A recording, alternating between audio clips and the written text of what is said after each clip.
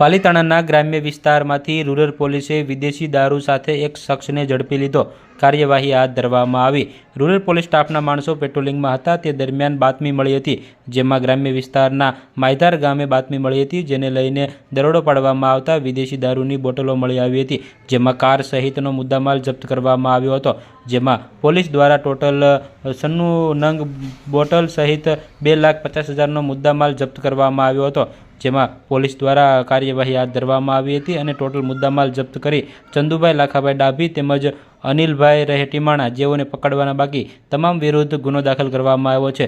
પોલીસે ગુનો દાખલ કરી કાયદેસરની કાર્યવાહી હાથ ધરી છે. આ કામગીરીમાં MB Jadeja, police inspector Palitana rural police station તેમજ DR Rana, police sub inspector rural police station તેમજ VS મકવાણા તેમજ જયદેવભાઈ ભંડારી અને Anubhai Gohil police constable, head constable સહિત જોડાયા હતા અને કામગીરી કરવામાં આવી હતી અને આરોપીને પકડી કાયદેસરની કાર્યવાહી હાથ ધરી છે અને અન્ય વિરુદ્ધ ગુનો પણ દાખલ કરવામાં આવ્યો છે. ત્યારે દારૂનો દરોડો પાડવામાં આવતા બુટલેગરોમાં ફફડાટ વ્યાપી ગયો છે.